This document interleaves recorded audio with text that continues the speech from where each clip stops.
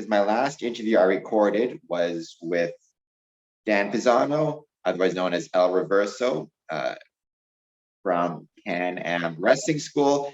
So I figured, why not keep it going with Kelly Grealis, otherwise known as Dirtbag Kelly, and that's him. I don't call him that. He calls himself that. Where do people call you Dirtbag Kelly? Where can they find Kelly Grealis on the interwebs?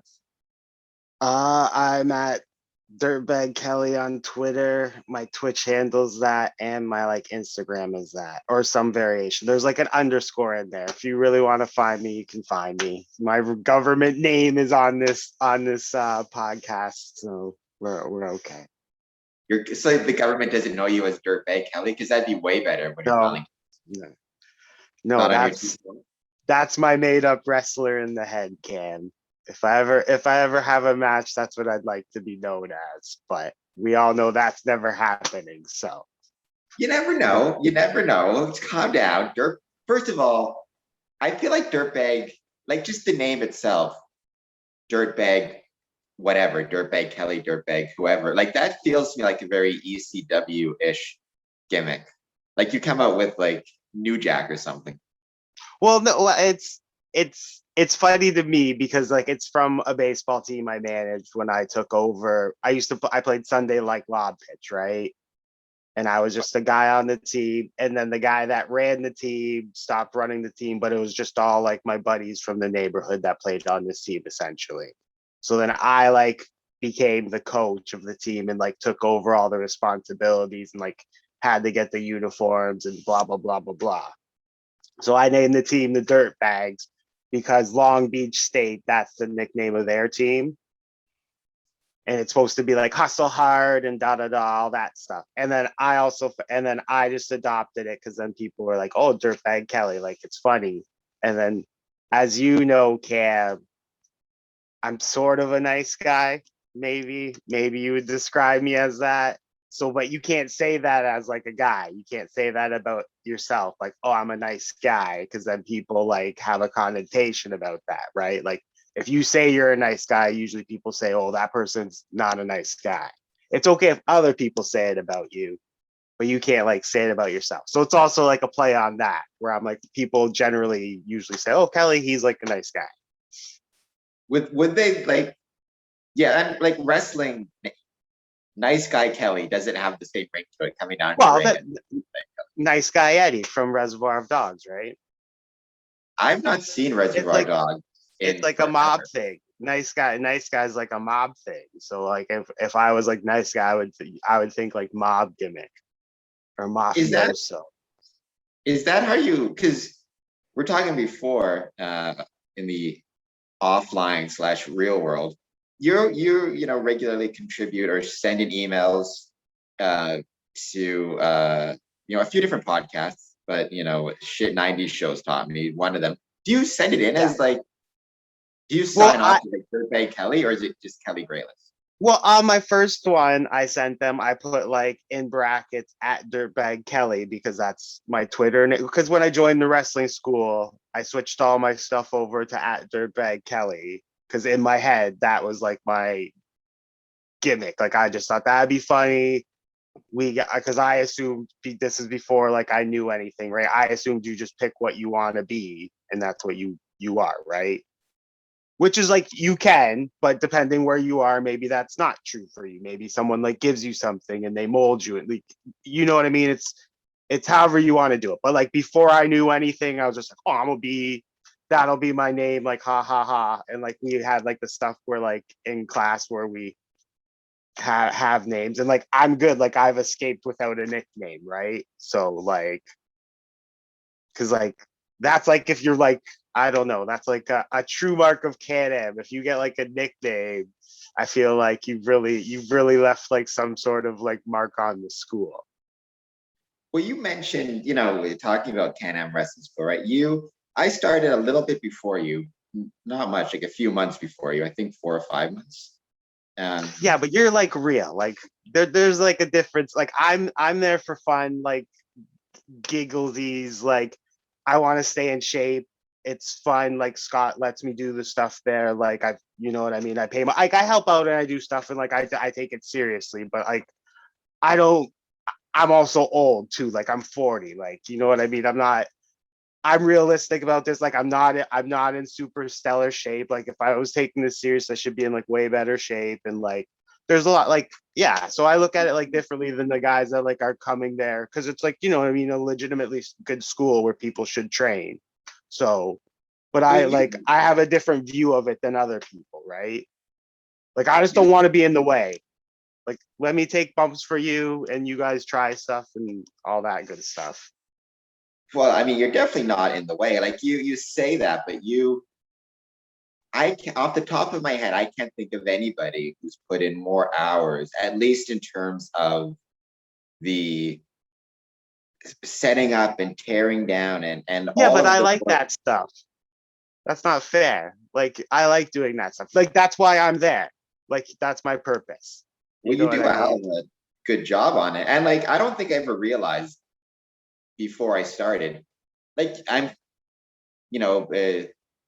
sure if you had told me in 2016 or whatever, before I started training, if you had been like, putting on a show is hard work, I'm sure I would have said, of course it is, or something. But I don't think I ever actually appreciated, like, I thought with Reverso, like, just the extent of labor and work that goes into like even a fair show. Never mind one of these, recordings, and it really is like an all hands on deck kind of thing. And you're the guy who's like, you drive to Toronto, you've been everywhere at some point or Yeah, another. but Cam, like you go everywhere. So like you taught me. You go to like New York, you go to like Nashville. Like I just go to like Toronto I can do and I do the Windsor show because obviously like Windsor's right in the hometown. But I don't like cross the border really. Like you know what I mean? Like I just do what I can for the shows that I can do. I don't put that like I do setup. Like that's fine. Like we have the ring we bring there. I like doing that stuff. I like loading the truck. And there's And it's like, you know, important. the certain like And I love the Matt is a vital key to all this and like he never gets as much credit as he should do. Like he's like in charge of the ring, he gets the truck, he like sets all that stuff up, you know what I mean? Like he's I like where's Matt at the show, something goes wrong, it's like get Matt, you know what I mean? So I agree 100%. I mean, half the time Matt is under the ring while a match is happening, like getting something ready for the next match, whatever it is. Like the work that goes on that he does, that's behind the scenes, is crazy. yeah, It's a ton of that's it. that's that's Matt Faubert for you guys. We'll put his Otherwise, government out there too. otherwise And known he's as like, not known as no, not known as Light Bulb. I don't call him that because I don't. That's not his name for me. That's like a school name that he earns, but I never call him that. It's Matt. I don't think I knew his name for like 2 years. It was just light bulb. Yeah, that's what they call him there. But you'll never hear me say that. Also, we'll shout out Nate Bach. We'll shout out Kyle Barrett, and we'll shout out Roy Williams because those are my guys. They're all rocking it out in the States right now. I think Roy just, if I recall correctly, Roy just had his first match in Bay City. Yeah, and then like Blake, Nolan, Shogun, Billy Ray, Hagen. Who else rolls? Mike Love. Don't forget Yeah, Mike Love. That's my boy too. I love Mike Love. Oh, and Mike Holmes. We'll give a little love to Mike Holmes. And we don't like you, Cam. If this was in character, I would say no love for Cam. that's fair. That's And if I fair. forgot anybody, I apologize. Well, What and were you thinking? obviously shout out Nate, Johnny Bravo for like all the work they do. I'm happy that Bravo is alive. I think everybody was quite concerned when he got shot. And then when Scott Demore was going to pull the plug on him at that one point, but happily he has recovered. He's been, I've seen him doing tons of stuff everywhere as he always does. So good recovery, John, capital Did you letter see E, his here, Bravo. did you see his new kicks that he got? His That new, he like, posted on Facebook, his like Nike candy canes. I don't know. They're like rainbows. They're crazy. They're really nice. I'm not like a I, sneakerhead, but I did not. But remember back in the day, like in the 90s, the Slammies, they had like best Owen Hart. dressed. Well, Owen Hart had the two, right? They had a bunch of like random Sammys for like best dressed, best Hmm. entrance. I think Impact should create an award for best dressed, and then Bravo should just get it in perpetuity because the Bravo costumes are pretty crazy. I don't know. I don't know. I mean, Who, she's who else she's would take? not that she's not there anymore. But I mean, like Ty would be in the running, right? Okay, yeah, maybe And Swinger. then, yeah, I was gonna say, Swinger's got some good outfits, right? Right. But I think Bravo. I Um, mean, Bravo's got the earmuffs and the very colorful yeah. T-shirts. Well, he did the 101 Dalmatians theme, the one that like I don't know. I pay like I get the stuff on Twitter. I'm not so much on up on the show, but obviously I follow Bravo on Twitter. So he's had like he said some really good. What was the purple theme? The purple one was something as well that he I don't know wore. if there's a theme. If it's just he just wore purple. I don't remember if there was a No, there was like there was a theme because the Dalmatian suit was a 101 Dalmatians, the one with tie. Like they did like a whole thing. The purple one was something too, but I can't remember it off the top of my head. Bad Cam. Cam doesn't know it. People shame him. Well, Scott, if you're listening, I don't know why you would be. You're very busy. But if you're listening, award for best dressed goes to Johnny Bravo. He's got my vote. Kelly, not so much. Apparently, Kelly's voting for Swinger. You got to pick somebody who's there though. You can't go in the because Valkyrie is now. Um, Yeah, I no, think I she's know she's Frankie on in NXT. yeah. I So don't know if you I don't got to know. redact this stuff now. Of all the people there, I think What about Bravo Don? in Impact. Yeah, Don Callis. yeah. Well, he used to be there, right? But I'm not best, su- but well now it's he has nice suits. I know Bravo has crazy suits that are very thing. I'm just trying to, play devil's advocate to you. You're just giving it to Bravo. I can't just give it to Bravo. what are you thinking about, on this topic? Just in general, what you're seeing on the interwebs, on the Twitter, or just in general, what your thoughts on, Impact and AEW? You've got, we're recording this on, Well, to uh, be truthful, Cam, I don't watch a lot of wrestling. I'm like a clip guy now, right? Like I'm everything I catch is on my phone. So I'm but only you like must really seeing know, clips. Well, no, I'm in tune enough, but like yeah, like Matt just what Striker and D'Lo are the new announced team on Impact. Kenny Omega in New Japan and all them are yeah, like kind of well, the new rumor is New Japan and WWE is gonna work together. I Because mean, like A assuming it's not a AEW, AEW and Impact are like working together. Like Omega's a champion of both companies right now, right? yeah, yeah. So just what are your thoughts on that in general? Just even from just a clip, somebody who keeps up through the internet, I through mean, Twitter. it's cool. It's definitely cool. Like, I mean, it's cool to see companies work together. I mean, that's definitely the way. But I mean, I don't know. Like, wrestling's wrestling to me. Like it's all good. Like I like every company. So like I just tired of like the fighting on the internet of like, oh, AEW is so much better because it's like AEW and WWE's track. Like I don't know. I don't get it. It's like people bag on stuff and you know what I mean? It's like they're all talented people at these places like doing hard work. I agree. Yeah, I don't see why liking one thing means you have to like automatically shit on the other Yeah. thing. Like most of my wrestling stuff that I get honestly probably is from the WWC thing. That's like where I'm most like plugged into like wrestling takes and what's going on. I like When's the check, wrestling community? yeah. Like sometimes I check the threads, I see what Jeff's saying and you know, so Well, but tonight I there'll be don't a big. really watch I watch shows like I'm working my way through Lucha Underground, Cam. I'm on season 3. I haven't seen any Lucha Underground, but people keep telling me about it. Like, what Well, is Lucha Underground? Is it just a it's wrestling like show? I heard it's like a soap opera. no, it's like it's a show about wrestling.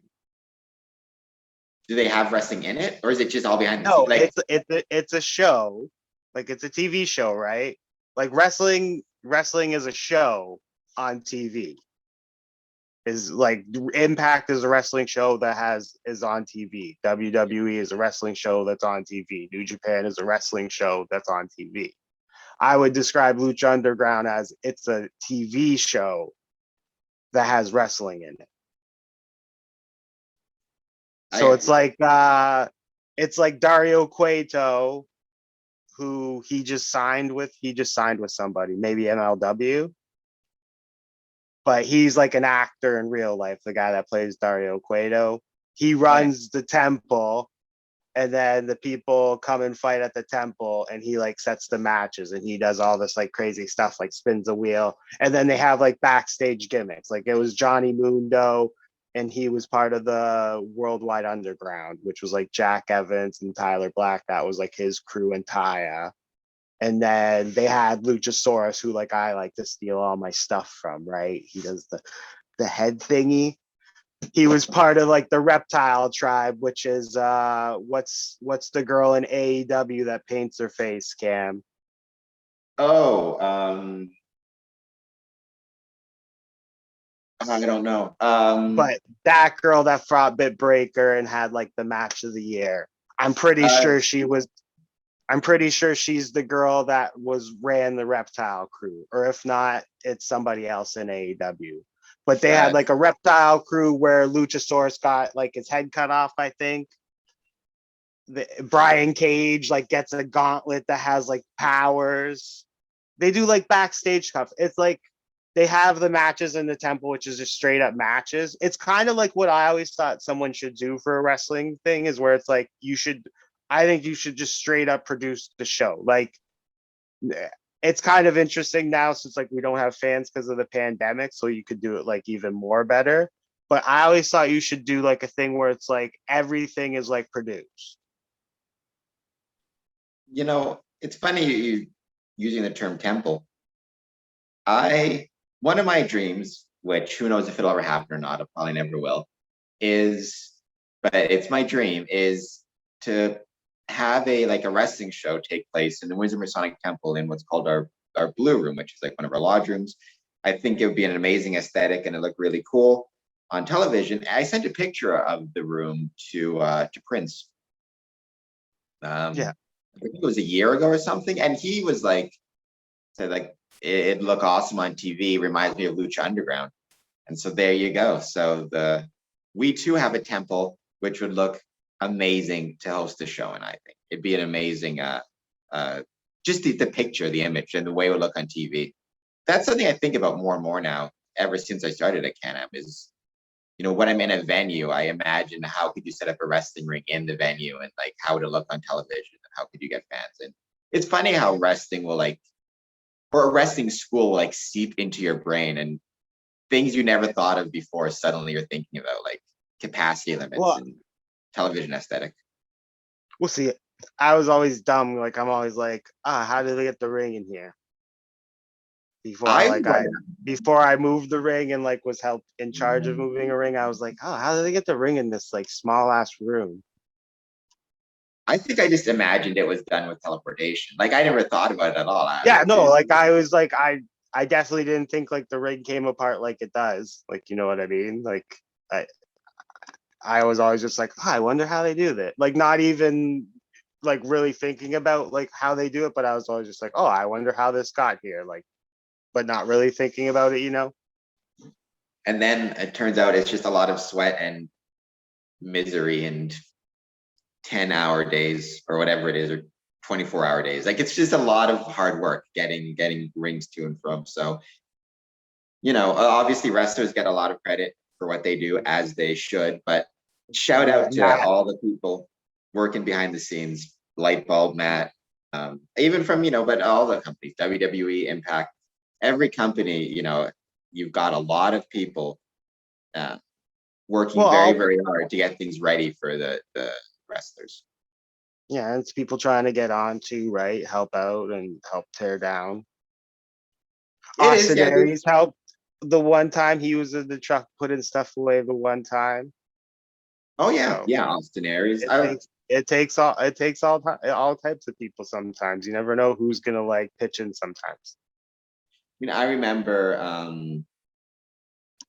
Yeah, and it's always nice too. I always appreciate it when wrestlers would, take a few moments to either help out or even just to come and shake hands with people setting up and tearing down and stuff like that, like doing Yeah. the work. And you get like an Austin Aries or like a main event guy or a champion or somebody with the belt thanking you for sweeping up or whatever it is that you're doing. So that was always Yeah. cool. Thank you to the wrestlers who did all that type of stuff. Yeah, I remember the ones that like technically shake hands, even though like they don't have to, obviously. I just try and stay out of the way. That's how I look at it nowadays because it's like a different age and stuff. But I always do find it interesting when there are a few that like always take the time to like come out and say hi, which is interesting, right? Yeah, yeah, and those are really cool cats, and it's just a show, right? A sign of a show of recognition because you can be the greatest professional wrestler in the world, but if Yeah. you're wrestling somewhere where the lighting is shitty and the camera work isn't done well or whatever it is, like you're not going to make the impact you can. So you need everybody Yeah. working together to kind of produce it makes the wrestler look better and vice versa, right? It's a symbiotic relationship.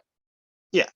Well, and too, like I feel like I've been lucky. I haven't everybody that's rolled through Can-Am that's like a pro has been like super cool that I've dealt with, and like everybody at the show, I've never like walked away and been like, oh, this person's a jerk. You know what I mean? Like everybody's always been super cool. Like, I mean, I stay out of the way once again. Like I do my stuff and bub cut stuff and like, you know what I mean? But like, yeah, The speaking of super cool guys, I talked about him with Reverso, but we might as well give him a shout out again because he's a really really cool guy. I don't know what he's up to now because the borders closed with the pandemic, but he's on your shirt, oh, Mr. bowling Mr. John Boland, great guy, great coach. made me puke. He did, that's right. Tell that story because Well, that was didn't we he were ask you? doing. He asked Well, you no, it what was you like had had for lunch or something, right?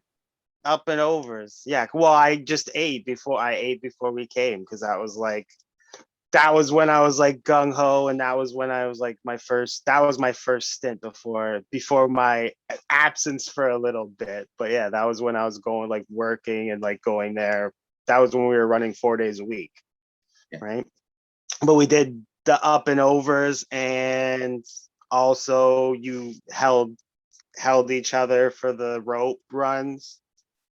It was Yeah, that one. It was, the and off reverse. Yeah. something else was in there. So it was like three things. And I was dying on the up and overs because I suck on up and overs anyways to begin with. But we finished, I got done, and yeah, I rolled out of the ring and I was like, yeah, I'm gonna be sick. And then I went outside and yeah, I had the lovely said hello to the bushes outside by the garage door. But you made it outside, to Oh your yeah, credit. yeah, yeah, yeah, I yeah. remember, were you there when I've the never, yeah, yeah. But he was just walking the ropes. That was the craziest to me. But yeah, I don't, that is out of shape, which by the way, everybody who says like, because wrestling is a work, right? You don't have to be in good shape to do it. oh Like, no, you definitely have to be in some sort of shape. You have to have right? at least like some sort of cardio. I suspect, I don't even know who it was, but I suspect this one guy didn't recognize that or whatever it was because he really was not going very quick. He was just walking the ropes, Well, and but he then was like pounding water and Gatorade too when he was there. Like you yeah, never know, right? then he Well, he made it was out. running before, but then he like had to slow down because he wasn't getting it. Well, it's that took me forever. Like when I first started, somebody told me it was like three strides across. So that like really threw me off for the longest time. I like how you like nod your head, Cam. That was good. I But remember I never had to count my strides, but I remember that as right, that's what I I was just remember laughing being about. But yeah, someone told me it was like 3 strides. So on the one way it worked, right? Because it's like, well, you sort of know, Cam. You plant your foot and you like turn or whatever is like the main thing for hitting the ropes, right? Is like that the yeah. plant it like that turn at the ropes.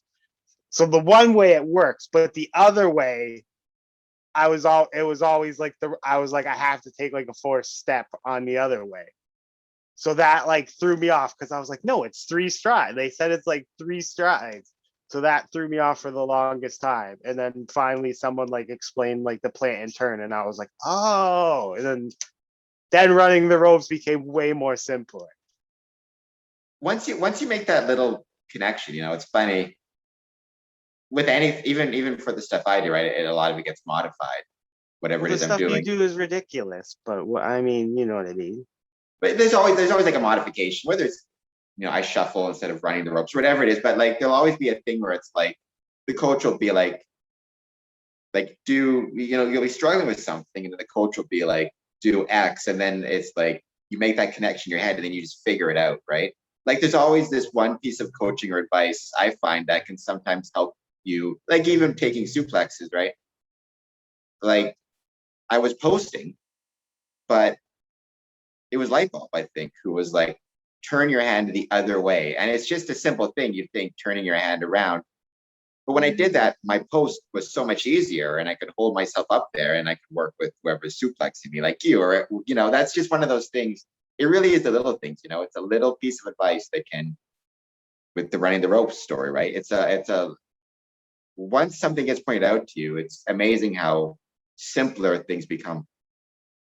Yeah, it's like, well, good teaching and stuff, but I mean, also it's like who's there and who you get, like who you train with and who you get to work with. Like I mean, I feel like I've been lucky. We've had like all good people pretty much roll through, like the people that like stay, that like actually, right? Because people are gonna come and drop away. That's how it always happens. And then like, if we're being honest, Cam, and not to like blow you up on your own spot or whatever, but like you're like super inspiring. Like I don't know how you can come into the school, and if you really want to be a wrestler and like this is your goal, and see you do the stuff you do in class, and like that should be motivation enough. Like anyone that's like, oh, I can't do this and has a tough day should like look at, like honestly, like look at you and see the stuff you do in class and some of the stuff you pull off. And there's like no reason like I think that person can't look in the mirror and say like I can do this too. You know what I mean? Like, That is much, much appreciated. But same to you, like what you talked about before. The thing that I think is so cool about you is like you genuinely care about like the success of the show. Like Lightbulb talked about it. I think it was yesterday. Whenever it was, we were talking. Like you, you will go to a show, set up, go to work, go back to the show, tear down, right? And that's just to make sure that the show is successful, because yeah, it's but that's important that like that matters a lot, especially to the wrestlers, right? Like it's their safety. If the ring is put together poorly, like they could get seriously hurt, right? Like you're one of those guys who is making sure that it's a protection for the wrestlers to know the ring is put together well. And you're one of the guys outside of Lightbulb, I would say you are the guy who, better than anybody, makes sure that they're working in a safe environment. yeah, but I mean it's like Matt runs the show and Matt's like been one of my best friends since we're like I mean Matt doesn't run the show, but Matt is in charge of like the ring, in charge of the Windsor ring, we'll say. Yeah, So I mean, and outside of you and Reverso, there's only like people have jobs and other stuff, and like Prince is like a full-time wrestler, so like he's not so much in charge of like doing ring ring stuff anymore. Like, you know what I mean? There's only like a small certain amount of people Matt can like count on. So it's easier if I'm there and like Matt feels comfortable giving me responsibility with stuff that like he's comfortable, like he can go do his other thing because he's getting like pulled all over the place at shows. Like he actually has like real responsibility. It's like I put the ring together, which is like if we can get the truck at an early enough time and we can get in the venue at an early enough time isn't a big deal. And then it's like, ooh, I set up chairs and like the worst thing I have to do is like tape bleachers. You know what I mean? And it's just like that's what you have to do. You know what I mean? Taping bleachers. Oh, of all the tedious, monotonous jobs. Fine, put the headphones on, podcast, boom. I say bleachers, leave me alone. I know what I'm doing. St. Clair, they pull out. We gotta go all the way to the top, Cam. We do it every I show. remember. You know what's coming. I once had a nightmare that I was like trapped in tape. Like I'd somehow gotten so wrapped up in gaffing tape that I couldn't get out. I'm sure that I was probably in somebody's trunk and thrown up. It's just like tape the tops, go all the way across, and then work down the front. I become other people come and try and say, "Oh no, do it this way." It's like I'm the tape guy. Like it's okay. I'm kind of good at doing the bleachers, and I'm kind of good at doing the ropes because I was in that Brian Cage video one time. Like the 45-second totally. mark. There I am taping ropes. You're welcome, Brian Cage. You do a lot to make sure that over Cam. Look where he is now. Oh, because of me. I believe it. I'm kidding, Brian Cage. Obviously, please don't hurt me. He's not Brian Cage. He's totally being serious. He's saying, if you're watching this, Brian Cage, that the only reason you're successful at all is because of Kelly appearing behind the. No. You were taping ropes, right? Yeah, I was taping ropes, and like I don't know, it was like in his like pump up video for the match he had. Yeah, right. It's all thanks to Kelly. It's all things. But no, it's seriously though, like it is. It does. Yellow rope. Those ones look nice. And it all matters, right? The way the ropes look, the way the ring is set up, the way the bleachers look, like it adds. It all matters. It's all very important. So, and you know, in fairness, a lot of professional wrestlers, like I said, have taken the time to say thank you to yourself, to me, to whoever it is for the work. Sorry? That was that Rebellion, I think. Could have been, yeah. Yellow ropes in Toronto at I can't think of the complex's names, but it was the one where I'm pretty sure it's on my Instagram story if you follow me. It's where Sami Callihan gets Pentagon through the 4 chairs and he like kicks out. I thought it was the end. They had me false finish. I remember that one of the Toronto shows. Here's a good one, Cam. That show, I think that show was that was the LAX match where they did all the crazy stuff and broke tables and could have been. They fought somebody, but oh well, whatever. That show, LAX does all this crazy stuff with weapons and like, you know what I mean? So it was like after that match, it was like you 6 guys run in and grab it because it's pay-per-view, right? So like get this stuff out, blah blah blah, like get behind the curtain, ring for the next match because we're gonna do like cut to segment or whatever, but you got like 3 minutes or whatever the heck it was, right? So I was one of the guys that it was like you go out there and like grab stuff. Other people were like sweeping. So I grabbed this table, Cam, and they're like, get the stuff and get it behind the curtain. So you know the setup there, like how we always have it set up, the ramp. My dumb butt goes to lean this thing on the curtain side instead of the wall side of like how the curtains are set up when they come out. And I almost like knock that like curtain over with like a busted table that I'm like dragging back. And they're like, and then I'm like, as I'm dragging it back there, I'm like, do I just leave it like back here in this like little runway? Because this is where they said like before show, like just get the stuff. And it's like a mangled table that like is broken but not broken. Like it's like, oh yeah. Yeah. But I just remember I almost knocked that thing over, and I was just like in my head, I was like, man, I wonder what would have happened if I had not like, well, I like, oh, I could, yeah. No, well, at the time it would have been a big deal, but we would have laughed about it afterwards, right? It's one No, of those I things. don't think. Everything Yeah, I would wrestling. have not laughed. I would have not Every laughed. I feel like Scott would have lost his mind on me because he's well, always so cool. I in remember the at the St. moment, Clair show, he comes out running shows and like with his little headset on, and he's just like, "Hey, hey, Kelly, like, how's it going? What's going on?" And I'm always in my head like, "Aren't you like a little busy to just be chit chatting with me?" in the moment, I'm sure it would have been a big deal. But that's the cool thing about wrestling. Like in the moment, right? You're nervous, and if things go sideways, you feel like shit or whatever it is, right? Like you don't want it to happen in the moment. But then eventually people look back on it, and it ends up the tragic moment. Oftentimes, you see it all the time with wrestling shoots nowadays, right? Like at the time 20 years ago there was a bunch of drama and this and that, but now when people look back on it, they have, now it's a funny story, and they don't have the same, you know I just think Well, that's the cool thing with wrestling. Like it's like a people whole get different business. vibe now, right? Yeah, yeah. Like the business is like different and like, cause like, yeah, I definitely like when I should have started, I definitely would have wanted to start like the stuff like when like Prince tells story about when he was like trained, like I like no thank you.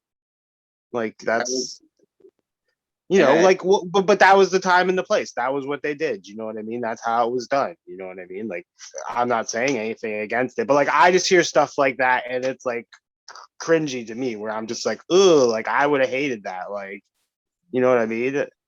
But you I, know what I mean? uh, That's how it was back then. You know what I mean? That was like, you know what I mean? And it's like it made him better. You know what I mean? Like it worked for like he tells it like listen to this awesome story, and it's like, oh, all right, like you know what I I will. mean? But like Prince is a tough dude too. Like Prince. right, like I mean, he gave me like my hot comeback. Like he put a lot of work into me. Like he's a super good dude.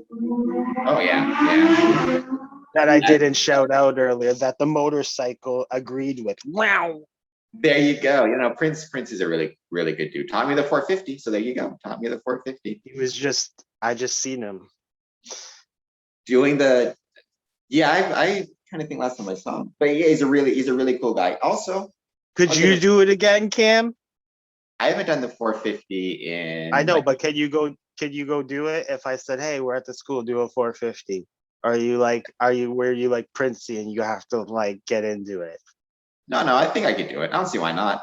I was happy because like I am pretty proud of myself. Not to toot my own horn, that I've managed to. It's hard because I don't have access to the school really. I can't Yeah.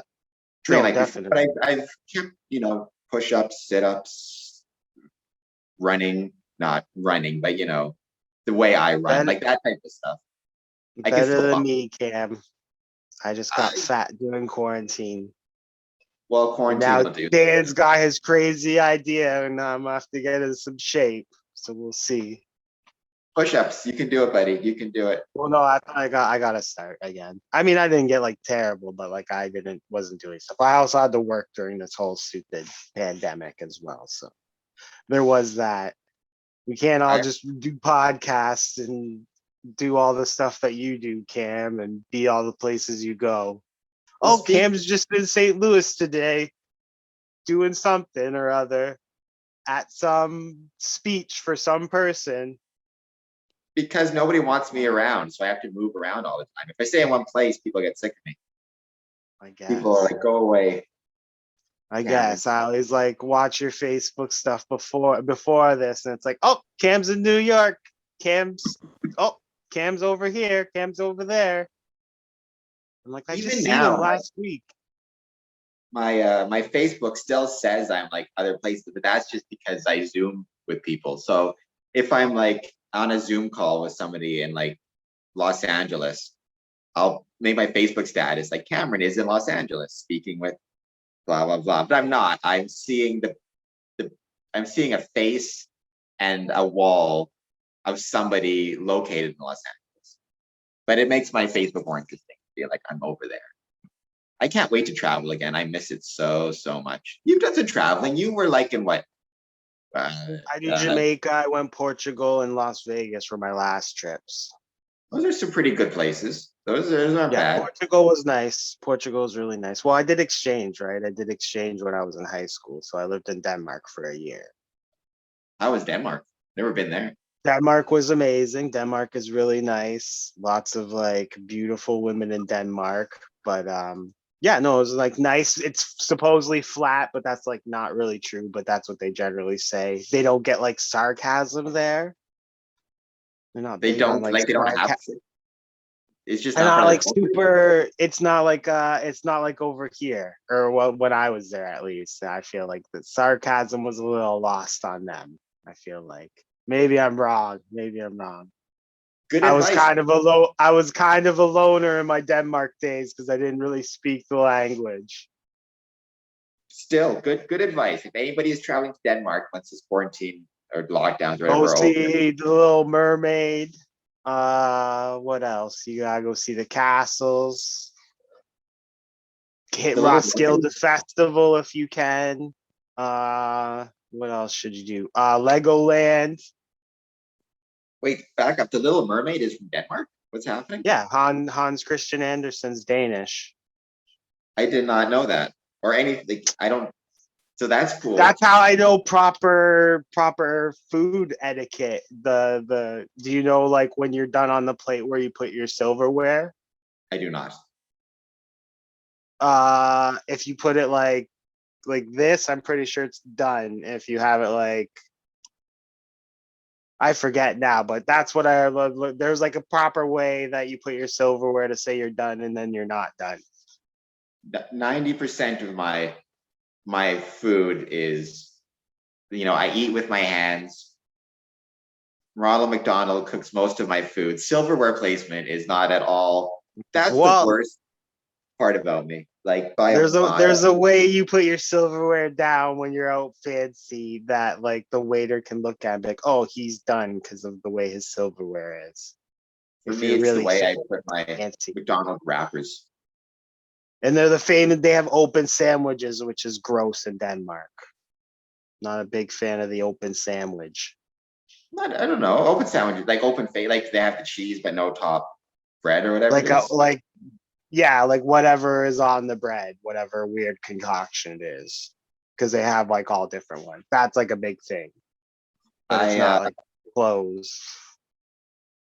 That's definitely the like the one thing I've never been able to do. And I got it because like it's my biggest weakness, I'd say by far, is I have like the shittiest diet. I don't drink water. I drink nothing but like coffee, and I eat whatever I can eat like with my hands. See, you got Monster, so you kind of like I exercise well. I've kept exercising during the pandemic, but I'm shit when it comes to like I'm just the worst. And I keep seeing all these videos of wrestlers, and it's like Edge had a whole video about what he eats, and he's like, you can't train past the shitty diet. And it's so true. Yep, And that's it's true. cool. Yeah. I got it. I'm trying I feel like my eating, like I mean my eating's not great, but it's never been my eating. It's like definitely my beverage. Like I have too much sugary beverages. I gotta definitely like incorporate. I've been trying to do water. I do like the squirts now, but I'm trying to just do like a lot more water. And if we I'm can at, ever get back to the school, I'll have to definitely get into the water, especially if Dan's idea is a go. We'll see. We'll see. I'm We'll at, see. I'm at like 12 cups of coffee a day. Like it's getting seriously problematic. And Yeah, I I don't try drink to coffee. It's just pop and energy drinks and sugary drinks. But I mean, it's the well, same difference, right? you and me can work together to hold each other accountable because I've got to stop all the water. I've got to stop all the coffee. Okay, Way. Cam, do you have Clubhouse, Cam? I do Are you not. I don't on know what that. Oh, is that the Apple thing? the new app? It Yeah. was for Apple originally. It's on Android now. I do not I have just it, but I've heard of it. okay. Okay. I was just wondering because it's like sort of like this. It's like you can host rooms or whatever. I should look into it. It'd be fun to host a Masonic. There probably already is a Masonic group on there. Yeah, like there's probably people like since you do like podcasting, I bet you already have like, or well, I could have checked earlier, maybe, or maybe you're not in my friends. I don't know, because it tells me how many people, how many contacts you have in it. Because I just got into it. The girl from the podcast that I listened to, the Dawson's Creek podcast that I send my emails into. Tell us about that podcast. Shout it out. But also, you're like There's your at emails. Okay, I listen to a lot of podcasts, and they all stem from Rob Has a Podcast, which is run by Rob Sestranino, who was on Survivor way back when. Do you know the show Survivor, Cam? I know of the show Survivor. Okay, so you watched Survivor in like the heyday when it was like everyone talked about Survivor, right? That's when you knew about Survivor. Yeah, I never actually. I don't think I've ever seen like a full episode. I get it. Like I know the ref like voted off the Okay. island, but Well, I don't know. there was a guy way back on the day when Survivor was like when these people were like famous, right? Now it's just the D-list celebrities, right? But there was a guy, he had a magic 8 ball and he like talked to it, he did like Casey Kasem impressions. And after he got off the show, he had a thing called like Rob Has a Website because he was like on the internet and he was like doing podcasts before podcasts, and now it became Rob Has a Podcast. So everything on like my podcast list stems from like him basically. So I listen to like post show recaps where they like recap like a bunch of shows that I like, and then they also have guests. So then eventually Jess Sterling was on Rob Has a Podcast, and she said, "Oh, I have this other podcast called at shit 90 shows taught me." And then her and this other girl, Sarah Ferguson, do that, and they originally podcasted about Boy Meets World. And then they said, "Oh, we're also going to start doing Dawson's Creek." And I like grew up on Dawson's Creek and like Dawson's Creek, and like it was on during college. So I was like, I'm gonna start emailing into this one because like it's on Netflix and I watch a lot of TV and I know this show. Like I know all like the big beats of what happened on Dawson's Creek. So I send in my feedback every week. But yeah, that girl, Sarah Ferguson, the weird thing with Clubhouse is you have to like be invited by somebody. You can't just join. Like you can join, but you just don't go on. Like someone has to like invite you on, I guess. So like And I so could invite you, Cam, but you like someone you know already has to be like on the app for you to join, if that makes sense. So I DM'd her and I said, "Hey, I'm an Android user, so I finally am allowed to be on Clubhouse because I guess it was exclusively for Apple for the longest time. Because it's like a business app, I guess. I don't know like what you would use like chat rooms for that you can like talk, like voice talk a lot on. I'm not I sure. don't know what the practical application of it is for, but like there's just a bunch of rooms where people talk about like a bunch of stuff. And so you So I got got on. So I got her to send me the app. Like I joined the app, but I couldn't get on the app because no one I knew was on the app. So I messaged her because she always talks about like she has like a show Friday nights on it now, and she goes for like a walk with her dog. So I DM'd her and I said, "Hey, can you like send me an invite?" And it's just like you have to have the person's phone number, I guess, for the invite. So I sent her my phone number. She sent me the invite, and then last night we talked for the first time because she was on a walk with her dog, and she was excited like I was a celebrity. Cam, she was like, "Oh, it's Dirtbag Kelly who sends in emails every week." And it There was you rather go. You're a funny. celebrity. What are you talking about? Oh, yeah. Do they only do one show at a time? So right now they're on Well, no, Dawson's Creek. uh so Mondays the Dawson's Creek podcast comes out, and then Wednesday is their Boy Meets World podcast because they're in like season 2. They're in like season 3 of Boy Meets World because I listen to that one like sporadically because I like Boy Meets World, but I don't have like a affinity for it like I do Dawson's Creek, I guess. So I just listen to that one when I'm at work at stuff to like kill time.